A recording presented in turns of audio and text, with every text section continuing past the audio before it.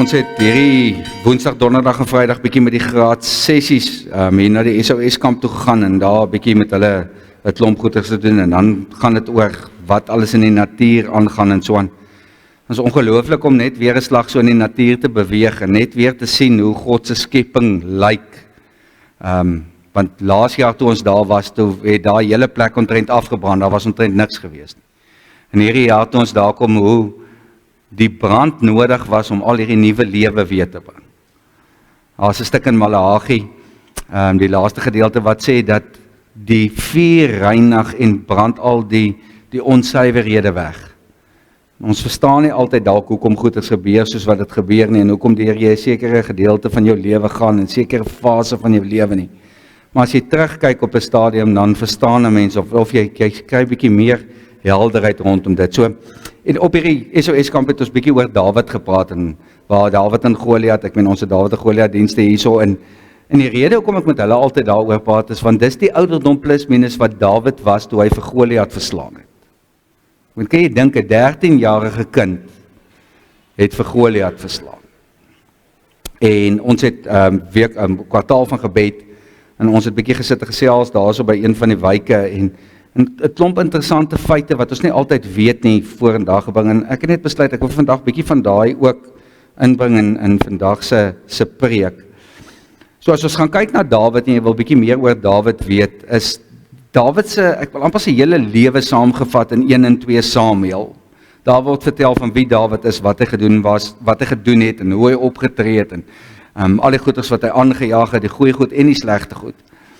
Maar dan in Psalms dan is daar 'n klomp goeders wat Dawid dig, wat hy liedere skryf, waar hy gedigte skryf, poesie, prosa, al daai goeders wat hy doen, en dan is hy besig om 'n klomp goeders vir ons te verduidelik, maar uit 'n ander oogpunt uit as wie hy as persoon is. En dan kom ons by gedeeltes soos, en ek het dit al ergens gesê, maar ons het gesels oor, ons gaan 'n bietjie vasvra hou op 'n stadium, maar Dawid het oorlog toe gegaan en daar waar hy was, en ek het so ruktig hier oor gepreek, waar hy die klippies gaan optel het binne in die rivier. En hoekom dit nodig was, laat dit by daai rivier was, laat die oorlog daar plaasgevind het. Want die klippies wat in daai rivier was, is harder as gewone klippe. En Dawid het 5 klippies opgetel, hoekom 5? En ons mis dit baie keer is, want ons dink altyd, die normale redenasie is, Dawid was bang geweest, hy mis.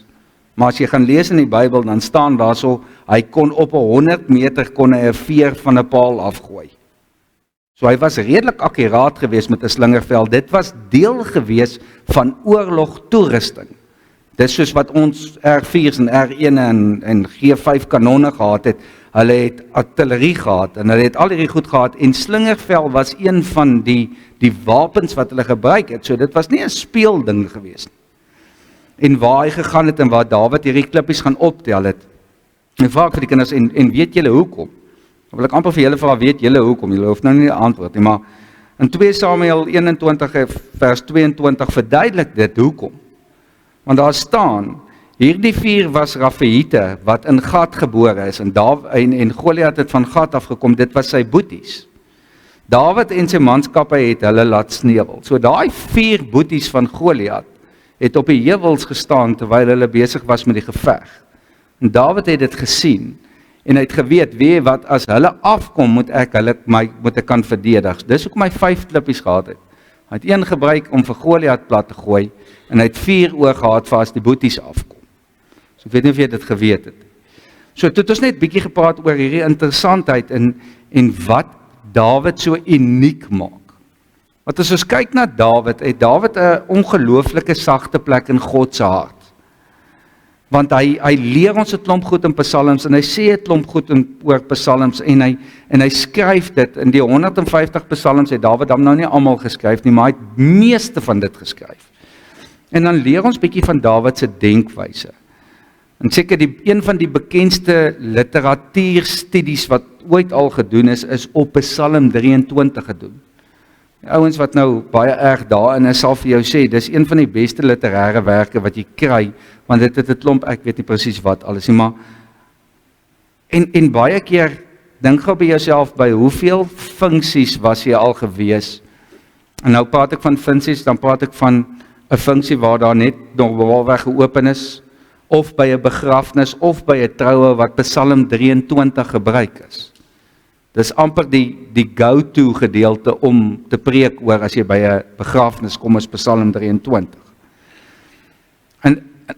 En dan vergeet ons baie keer, daar's ander psalms ook.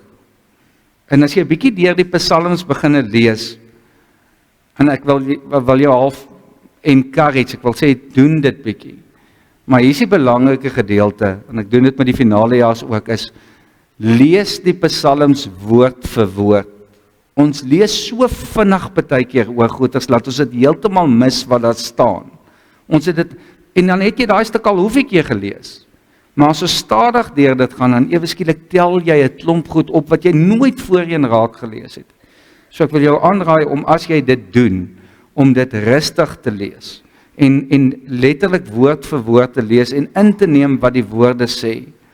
Ek het nou weer 'n baie mooi opmerking gehoor wat die ou gesê het, die Bybelskrywers het nie ink gemors nie. Bedoelende, elke woord wat in die Bybel is daar vir 'n rede. Dis nie sommer net ingesit nie, dis daar vir 'n rede.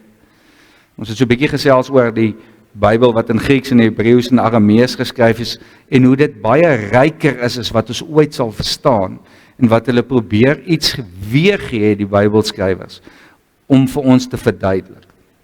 Psalm 63 is hierdie gedeelte wat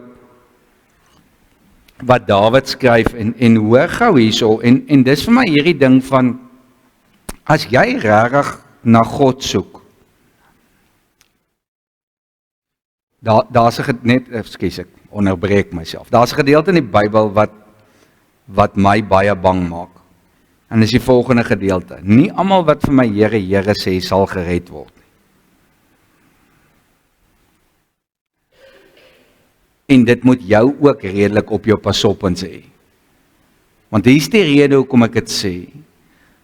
Ons lees baie keer Bybel om dit af te tik. Ons het Bybel gelees so ons kan maar gaan slaap. Ons doen gou 'n gebed sodat ons kan gaan slaap. Ons doen gou hierdie gedeelte, ons kry gou die Bybel goed uit die pad uit sodat ons kan gaan met ons lewens. En ons moet pas op vir dit, want dan is jy 'n Christen met 'n titel. Jy's nie 'n Christen van hart nie.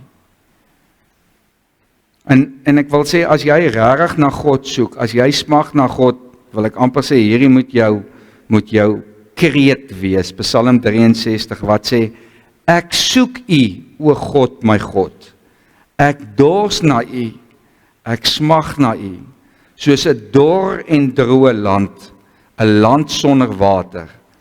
Ek wil by U in die heiligdom wees, om daar U mag en die grootheid te ondervind. U troue liefde is meer werd as die lewe, daarom sal ek U prys. Dis hoe graag Dawid vir God wil hê in sy lewe. Die eerste keer wat ons met Dawid kennis maak is in Samuel, waar Samuel rondgaan om die volgende koning te soek wat moet heers.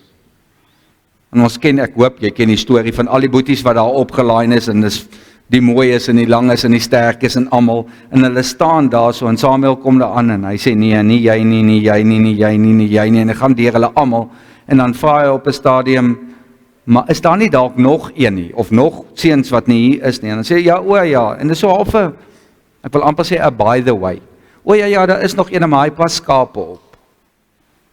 So hy is nie eers waardig geag deur sy eie pa om in die lyn te wees saam met al hierdie ander nie. En dan sê Samuel, maar gaan haal hom. En dan kom hy daar aan en dan kom staan hy daar so, en Isaai sê, dit is my jongste seun, Isaai is Dawid se pa, en hy sê, dis my jongste seun, hy is die enetjie wat die skape oppas, en op hierdie stadium is Dawid so tussen 10 en 12 plus minus. En hy staan daar so, en Samuel salf Dawid half in die geheim klaar as koning. En nadat hy Dawid gesalf het as koning, gaan Dawid terug en hy gaan pas verder weer skape op. So Isaai het punt nommer 1 eers vir Dawid in ag geneem nie. Totdat Samuel vra, is daar nie iemand anders nie. So Dawid was hierdie ene gewees wat die werk doen wat niemand anders te wou gedoen het nie, want sy boeties was meer belangrik gewees. Hulle het die belangrike werk gedoen. Om skape op te pas was nie so belangrik gewees nie, want enige iemand kan dit half doen. Maar God het Dawid al voorberei vir wat hy alles moet doen, daar waar hy skape opgepas het. Ek wil amper sê, die simpelste van werke het God al vir Dawid klaar voorberei. En gesê, ek gaan jou in daai posisie sit, sodat jy kan voorberei word vir dit wat ek vir jou beplan. So ek wil vir jou nou sê, kyk bietjie die eenvoudige goeders wat jy in jou lewe doen, wat jy dink nie regtig iets werd is nie. Kyk hoe kan God dit gebruik vorentoe. Want wat het Dawid gedoen? Dawid was in die natuur, hy was die hele tyd in God se teenwoordigheid gewees, want ek wil vir jou regtig sê, en dis nou maar my persoonlike opinie, ek vind God in stilte in die natuur. Ek sukkel vreeslik om hom te vind in 'n geraas. So Dawid is die hele tyd daar, so hy praat die hele tyd met God, God is die hele tyd by hom, en hy is hierdie ou wat leer om het, want hy het baie tyd op hande, en hy werk met 'n slingervel. Hy leer om ongelooflik akkuraat te raak met 'n slingervel. Hy leer om die skape te beskerm, en wat doen hy? Hy maak 'n leeu dood. Nou, enige iemand van julle wat al gesien het, hoe lyk 'n leeu? Dis nie speelietjies nie. En dan net nog so 'n stappie op, dan maak hy 'n beer dood. Nou 'n beer is so 3 keer 'n leeu plus nog, en in krag en so aan. Ek dink nie ons verstaan, ons het mos nou nie beere in Suid-Afrika nie. Ek dink nie jy verstaan 'n breinbeer, wat 'n massiewe ding is dit nie. Dis 'n ongelooflike groot ding, en dis 'n sterk ding, en volgens die ouens wat weet, is beere een van die goeters wat uitgaan om mense te jag. Hulle gaan uit om mense dood te maak, waar die res van die goeters al wegbly van mense af. As 'n beer vir jou kry, is dit verby. So hy word in hierdie posisies gesit waar hy besig is om, en ek wil die Engelse woord gebruik, courage op te bou. So dink by jouself, voordat jy by Goliat uitkom, het jy klaar 'n beer en 'n leeu doodgemaak. Verstaan julle hoe God hom klaar voorberei vir waartoe hy op pad is? Hy's besig om al hierdie goeders te doen. En dan na alles, dan net nadat hy, nou hoor nou mooi, en dis die gedeelte wat ek wil amper sê vir baie lank gemis het. Want ons sien net hierdie seentjie, wat sy pa vir hom sê, hoor jy so, jou boeties is op die oorlogsveld, vat vir hulle kos, en hy vat vir hulle paar toebroodjies en kaas en melk, of wat ook al hulle alles gekry het op daai stadium, en het vat hulle na die gevegsterrein toe. So dis die slegwerk, jy is die afleweringspersoon. Dis nie die werk wat almal wil doen nie. En hy gaan daartoe, maar hier is die stuk wat ek altyd gemis het. As hy daar aankom, is hy klaar die gesalfde van God. Want hy's gesalf as koning voordat hy na Goliat toe gegaan het, en ek het dit lank gemis. So moet dit asseblief nie weer in die toekoms mis nie. Hy het nie daar opgedaag as 'n 12, 13-jarige seentjie nie.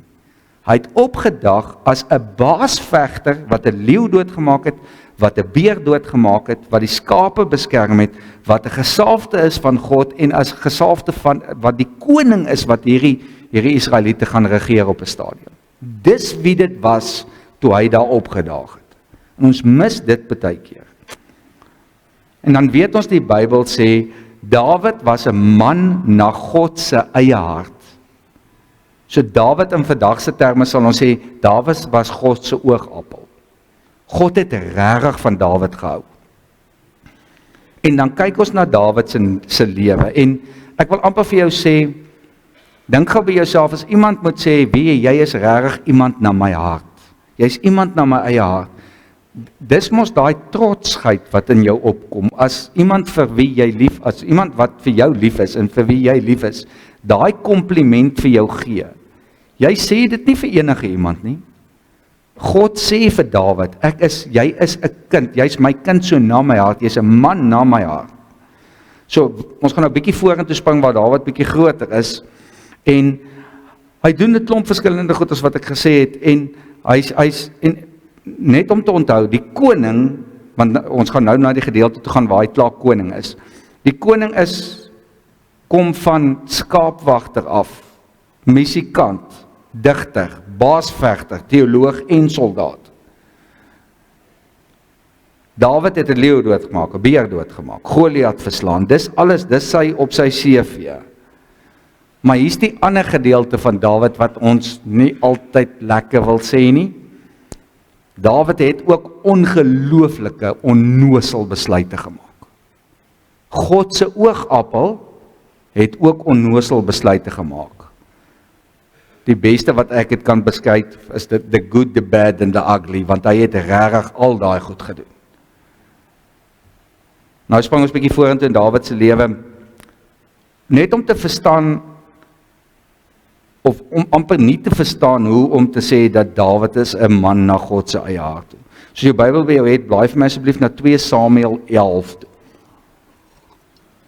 So wat nou hier gebeur het al intussen is, die hele proses het deurgegaan, die vorige koning is af, Dawid is nou koning, hy's binne in die paleis, hy's besig om die wêreld te regeer. Dawid doen ongelooflik goed, tot en met op hierdie stadium doen hy goed, hy regeer die mense goed, almal is baie tevrede oor Dawid as koning, en dan gebeur die volgende gedeelte, 2 Samuel 11 vanaf vers 1.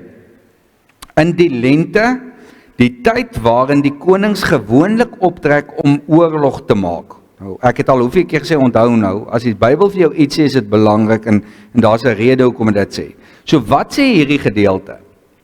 In die lente, met ander woorde, dit is lekker warm weer op daai stadium, toe die konings gewoonlik gegaan het om oorlog te maak. Met ander woorde, al die manskappe, so as die koning gaan om oorlog te maak, waar's die mans? Saam met hom. Hulle gaan oorlog maak saam met hom. So hy en al die mans is veronderstel om oorlog toe te gaan, om te gaan oorlog maak. Maar hier kom die onnosel besluite nou weer in. Het Dawid op 'n keer vir Joab en sy soldate en die hele Israel uitgestuur. Met ander woorde, Dawid stuur vir Joab in sy plek. Hy sê van, weet wat, ek is nie hierdie jaarlus om oorlog te gaan maak, gaan doen jy dit. Gaan jy in my plek. Hulle het, dis nou Joab hulle het die Ammoniete verslaan en Rabba beleer, maar Dawid het in Jerusalem agtergebly. So Dawid bly in die paleis, hy gaan nêrens heen nie. Eendag het hy na 'n middagslaapie opgestaan, so Dawid was ook 'n boer gewees. Niemand vang dit nie. Eendag na sy middagslaapie het hy opgestaan en op die dak van die paleis gaan rondstap. So wat doen hy? Doen hy sonde op hierdie oomblik? Nee. Hy was onnosel gewees om nie te gaan doen wat hy moet doen nie. Hy was ongehoorsaam. Was dit Sondag? Ek is nie heeltemal seker nie. Maar om te gaan na sy middagslaapie op te staan en hy gaan klim op die dak en hy loop rond. Daar's niks verkeerd nie. Van die dak af het hy 'n vrou sien bad. Sy was 'n baie mooi vrou, sien probleemarea nommer 1. So wat doen Dawid? Hy staan op die dak, hy kyk af en hy sien vir Batseba bad. Is dit verkeerd? Nee. Wanneer raak dit verkeerd? As jy die tweede keer kyk. Die eerste keer is mos nie jou skuld nie. Dink gou by jouself, as jy voor jou komputer sit en hier pop iets op, wat ook al en julle weet nou, simpel goed wat ophop, dan maak jy dit toe. Wanneer begin dit sonde raak, as jy in daai rigting begin gaan? Want nou, en ek wil vir jou 'n klein geheimpie vertel, sonde kom soek vir jou. Hoor my mooi, ons gaan nou by dit kom, sonde kom soek vir jou. Nou, dis presies wat hier gebeur het. Punt nommer 1 is, Dawid was waar hy moes gewees het. Met ander woorde, oorlog toe gaan het, sou hy nooit op die dak gewees het nie, sou hy nooit vir Batseba gesien het nie. So as hy geluister het aan die begin, dan sou hierdie nie gebeur het nie, maar hy is op die dak en hy sien vir Batseba, hy sien hierdie mooi vrou bad. Nou hierso is die gedeelte wat net baie belangrik is. Ek weet, die was 'n klomp keer of hierdie redenasie gewees van Batseba het as prins op die dak gaan bad, sodat sy vir Dawid kan verlei. Dis nie die waarheid nie. Ons gaan nou sien hoekom sê dit. Dawid het oor haar laat navraag doen en iemand het gesê, dit is Batseba, dogter van Eliam, die vrou van Uria die Hetiet. So wat gebeur nou? Punt nommer 1, Dawid kyk 'n tweede, derde, ek weet nie hoeveel kere nie. Dis die eerste ding. So daar sonde nommer 1. Hierso sonde nommer 2. Nou begin hy uitvra oor haar. Hierso is die volgende probleem. Hy vind uit sy's getroud. Hy weet dis 'n getroude vrou en hy weet dis een van die ouens wat vir hom veg. En hy weet dit is een van die soldate. En dan wat doen hy? Dawid het toe amptenare gestuur en haar laat haal. So hy's nie tevrede net om vir haar op 'n afstand te kyk, hy wil haar van naby af beskou. Probleem area. Nou hierso is hoekom ek sê, sy was nie op die dak gewees om vir Dawid te verlei nie. Want punt nommer 1, sy het geweet, die mans is veronderstel om almal weg te wees. Dis die eerste ding, want almal moes oorlog toe gegaan het. Sy het nie geweet Dawid is by die huis nie. Tweede ding is, dit was nadat sy haar reinigingsbad geneem het na 'n maanstonde. Met ander woorde, na 'n maanstonde dan vrouens gewoonlik gaan bad om hulle self te reinig. Dit was deel van die Joodse kultuur, want as jy onrein was, kon jy nie by die tempel gekom het nie, en dit was een keer 'n maand dan hulle reinigingsbad gehad. Dis nie 'n normale bad nie, dis om jouself te reinig, skoon te maak. So dit was nie vir snaakse redes nie, sy was daar vir Bybelse redes, geloofsredes. Met ander woorde, dis deel van wat hulle wette gesê het, is jy moet 'n reinigingsbad vat. Sy het net God se versoeke gehoorsaam. So sy was nie daar om vir Dawid te verlei nie. Sy het en nou hier's die probleem, waar sy nou weer die sonde doen. Maar dink gou by jouself, hoe gevlei voel jy nie, as die koning, wat oor alles regeer, jou nou nooi vir middagete? Want ek glo nie, hy het vir haar van die begin af gesê, hoor jy so, ek het planne met jou kom eet nie.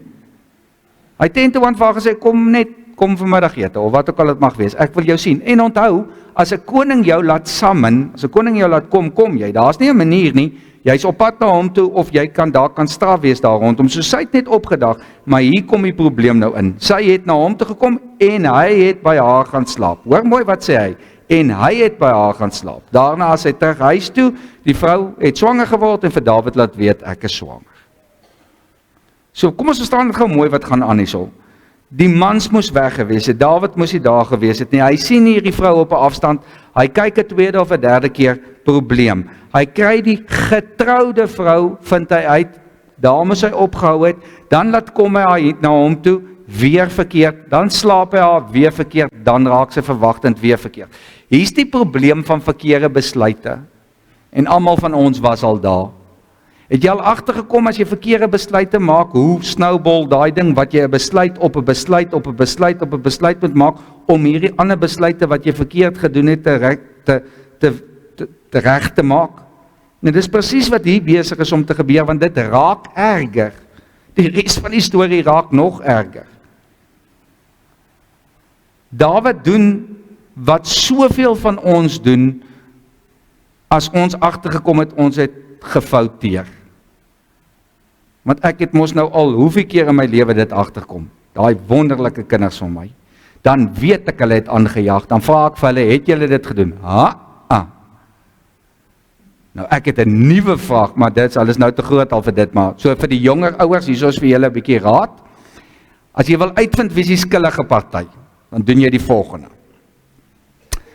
Ek sien iemand het die bak met pap omgegooi in die kombuis.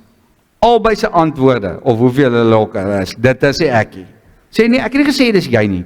My vraag is, hoe sal jy die ene straf wat dit gedoen het? Die skuldige een is altyd, maar ons moet hom nie te erg op hom wees nie. Die onskuldige een is altyd soos 'n pak slaaf, vat alles weg en goed so. Julle kan my later bedank. So, wat doen Dawid? Eerste ding is, hy probeer dit toesmeer. Dis die heel eerste ding wat hy doen. In plaas van om te sê, wie wat, en hier is die raad vir ons almal.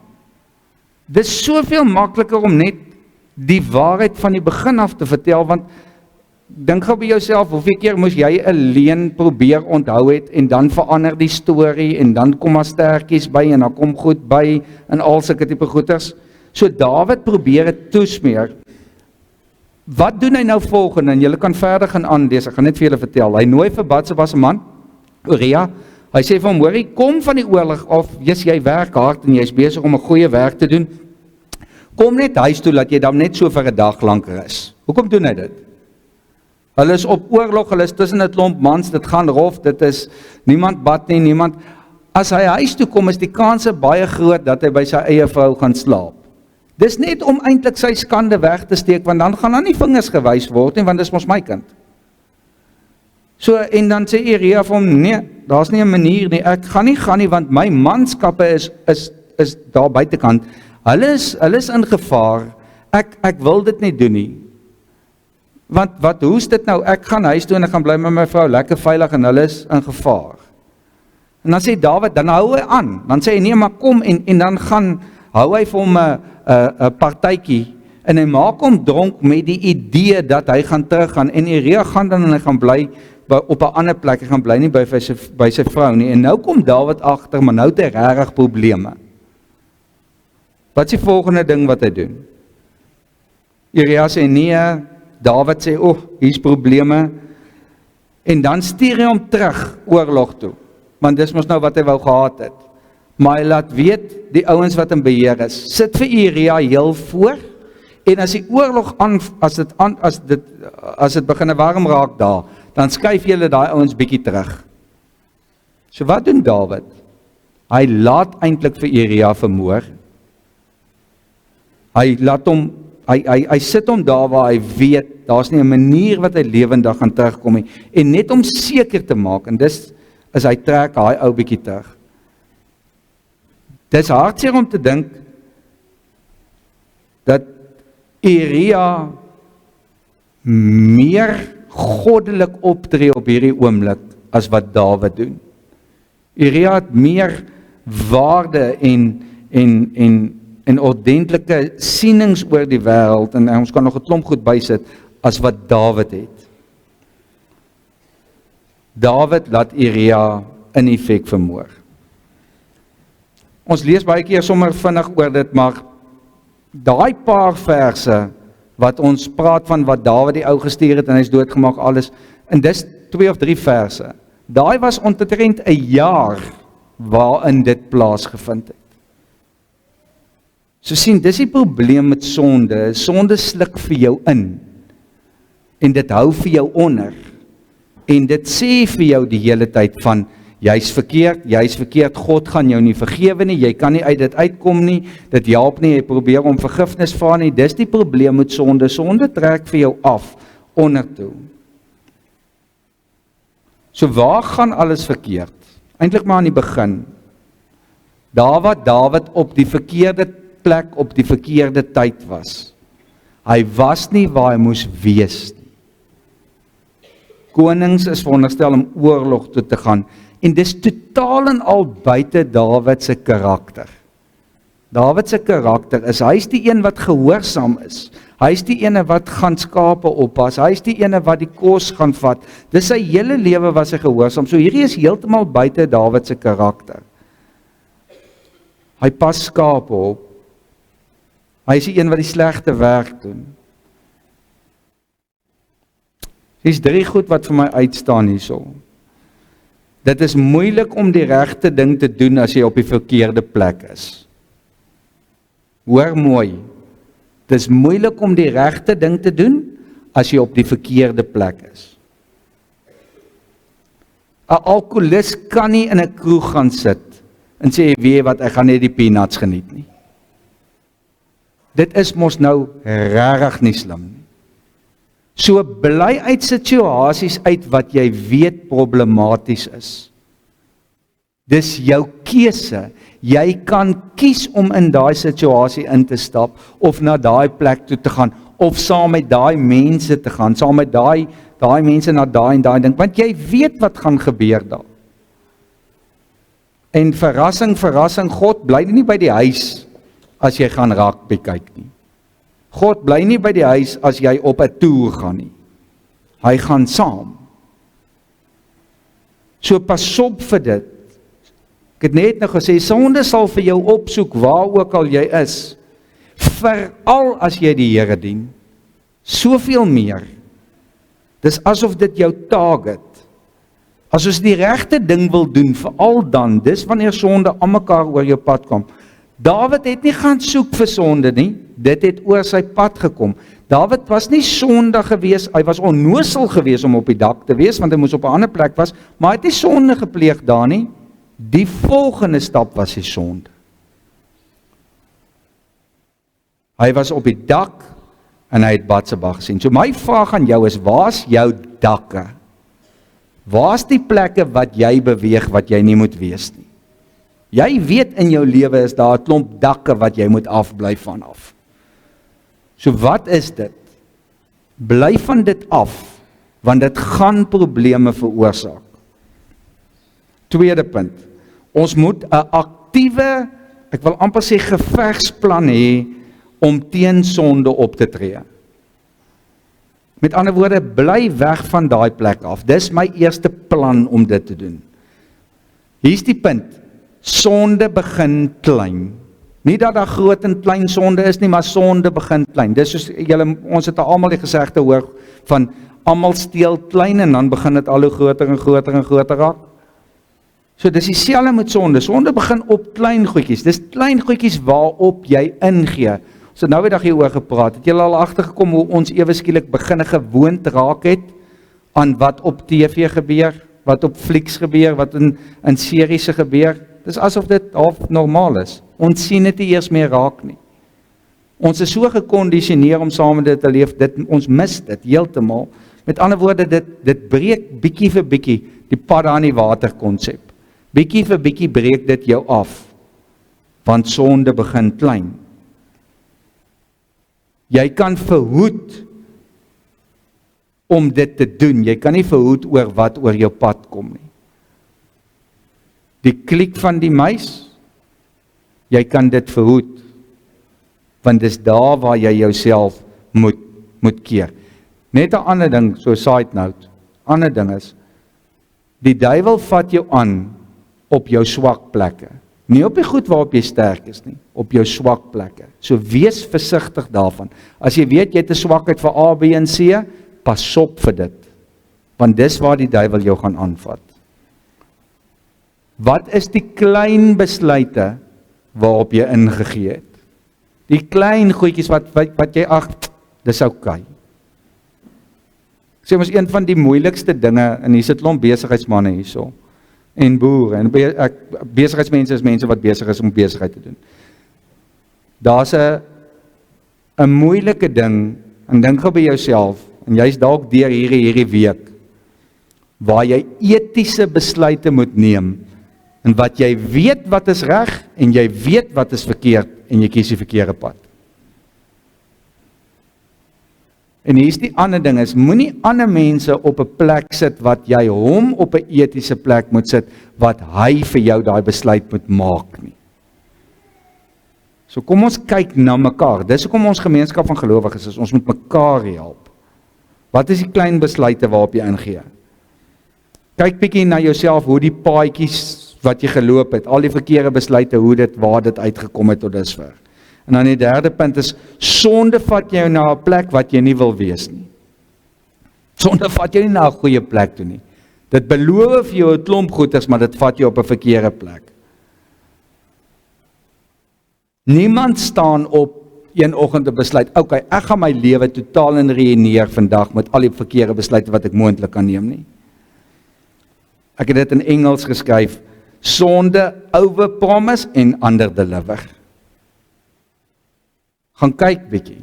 Dit lyk amazing totdat jy daarin is. Dan val alles af. Dan kom die bussewielietjies af. Dit overpromise en underdeliver altyd. Dawid se storie eindig nie daar nie. Dank die Here vir dit. Dawid se storie eindig nie daar nie, maar daar's net een rede vir dit. En dis genade. Hy het in God se genade geleef. Ons sê altyd, maar gelukkig is daar genade. Ja, maar jy moet in genade leef. Genade word aan jou gegee, maar weer eens, as jy iets gegee word, moet jy dit ontvang. Ek kan vir jou 'n cheque gee wat 100 miljoen rand is, maar voordat jy hom nie bank nie, beteken dit niks. Jy moet dit aanvaar, jy moet dit leef, jy moet dit uitstraal na buitekant toe. En hoe gebeur dit? En wat het in Dawid se geval gebeur? God stuur 'n vriend. Hy sê vir Nathan, gaan praat met Dawid. Dawid is verkeerd, hy doen 'n klomp goeters en sê vir hom, hy is op die verkeerde pad, en dis presies wat Nathan doen. Hy gaan praat met Dawid, en hy sê vir Dawid, ou maat, jy is op die verkeerde pad, jy sal moet omdraai.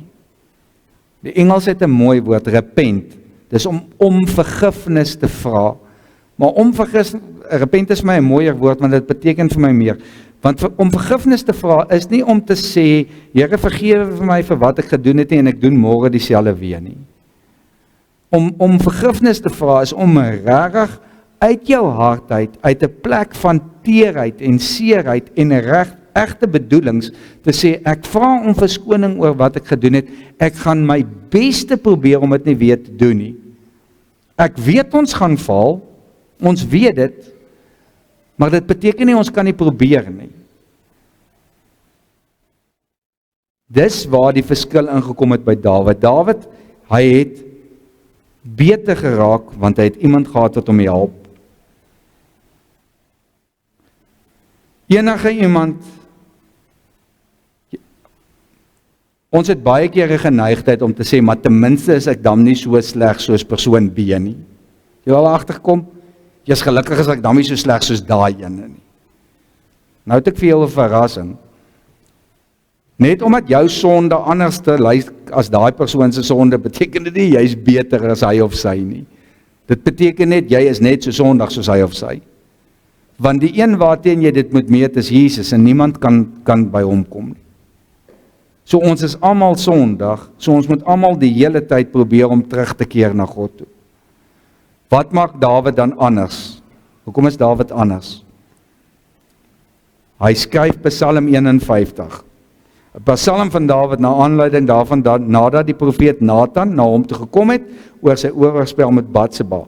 Wees my genadig, o God, in u troue liefde. Wis my oortredings uit in u groot barmhartigheid. Was my skoon van my skuld. Reinig my van my sonde. Ja, my oortredings ken ek, en van my sondes bly ek altyd bewus. Teen u alleen het ek gesondig. Ek het gedoen wat verkeerd is in u oë. U uitspraak is dus reg en u oordeel is regverdig. Ek was al skuldig toe ek gebore is, met sonde belaaid toe my moeder swanger geword het. Maar u verwag opregtheid diep in 'n mens se hart. Hier sê Dawid vir ons moet streef vir beter. Laat ek dan diep in my binneste weet hoe u wil dat ek moet lewe. Neem my tog my sonde weg, dat ek rein kan wees. Was my, dat ek witter as sneeu kan wees. Laat my weer blydskap en vreugde belewe. U het my verbrys, laat my weer jubel. Moet tog nie agslaan op my sonde nie, wis al my skuld uit. Skep vir my 'n rein hart, o God, vernuwe my gees en maak my standvastig. So as ons dus, om terug te kom na Dawid is 'n man na God se hart. Alles wat ek tot dusver gesê het, is absoluut teen daai stelling. Dawid het net aangejaag. Hy het net die verkeerde goed gedoen. So hoe kan so iemand 'n man na God se hart wees? Die laaste gedeelte. Deur te erken, God, ek is verkeerd. Ek vra om vergifnis en help my hart. Maak my hart rein dat ek weer reg kan lees.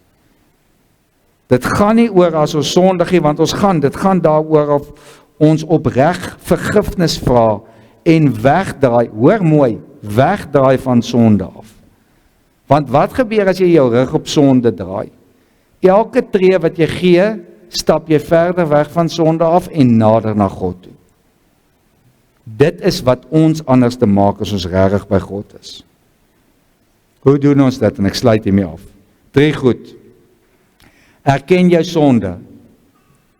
As ons bid, en doen bietjie dit vanaand. Of wanneer ook al jy bid. Nou nie by die etenstafel nie asseblief. Maar vanaand as jy nou Bybelstudie, dan bid jy die volgende. Here, vergewe my sondes wat ek gepleeg het, en dan noem jy dit bietjie. Jy weet mos wat jy verkeerd gedoen het. Glo my, dis so half. Want sien, ons is so bang om dit te noem, want dan is dit realiteit. Dan kan ons dit nie onder die mat invee nie, want ons het dit genoem. En dis die punt rondom dit, as ons sê, Here vergewe my, want ek het vandag dit gedoen, en ek weet dis verkeerd, en ek het vandag dit gedoen, en ek weet dis verkeerd. Want nou begin ons bietjie meer half dit visualiseer.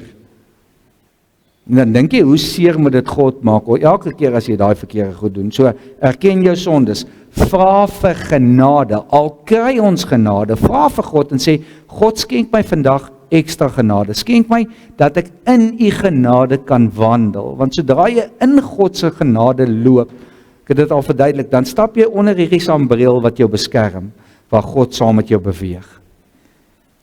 En dan, verander aktief. Jy kan nie aanhou doen wat jy doen en verskillende resultate verwag nie. Verander aktief. Jou lewe moet aktief toon, jy kan nie dieselfde bly nie. Ek kan nie na jou kyk waar jy vir my gesê het, weet nee, ek het my hart vir die Here gegee, en dan vra ek vir jou, maar wanneer het dit gebeur? Nie al 'n maand terug, maar jy is dan nog presies dieselfde. Jy praat soos jy gepraat het, jy leef soos jy geleef het, jy doen alles wat jy gedoen het. Hoe het jy jou hart vir die Here gegee? Want jy het nie. Jy het dit dalk gedoen met woorde, maar jy het dit nie in dade gedoen nie. Verander aktief, beweeg na God toe. Draai jou rug op sonde, en die wonderlike ding is, elke tree wat jy gee, gaan jy nader na God. Ek sê altyd vir die finale jaars, ek dink dis die heel akkuraatste opmerking wat daar is nie, maar dit werk nogals vir my. Enigiets wat jy doen het twee uitwerkings. Of dit vat jou nader na God toe, of dit vat jou verder weg van hom af. En ek wil nou amper sê, challenge jouself daar 'n bietjie op, en kyk, die goed wat jy doen, is dit beter om jou nader na God toe te vat, of verder weg van hom af? Want ek dink daar is baie min goeders wat neutraal is, baie min. Meeste van die goed wat ons doen, is of nader na God toe, of verder weg van God af. Here Jesus Christus, Abba Vader, Heilige Gees, ons wil vir U dankie sê, dat ons kan weet U is by ons. Here, nou vra ek dat U vir ons sal help, dat ons aktief U sal uitsoek elke dag. Aktief by U sal kom aansit, by U voete kom luister wat U van ons verwag. Here, ons vra dat U genade oor ons uitstort op 'n daaglikse basis, maar dat die genade nie net 'n ding is van ons is gered uit genade, dit is die genade dat ons in U voetspore kan wandel, dat ons hart so is, dat ons wil meer word soos U. Here, laat ons kyk na wat U gedoen het en hoe U opgetree het, sodat ons meer soos U kan raak. Here, en dat ons kan wegbeweeg van sonde af, dat ons rug op sonde kan draai. Ons weet ons is mense, ons weet ons gaan foute maak. Here, maar al maak ons een fout minder vandag as wat ons gister gemaak het, dan is ons klaar besig om nader aan U te beweeg. So Here, help ons daarmee, help ons met dit elke liewe dag. Amen.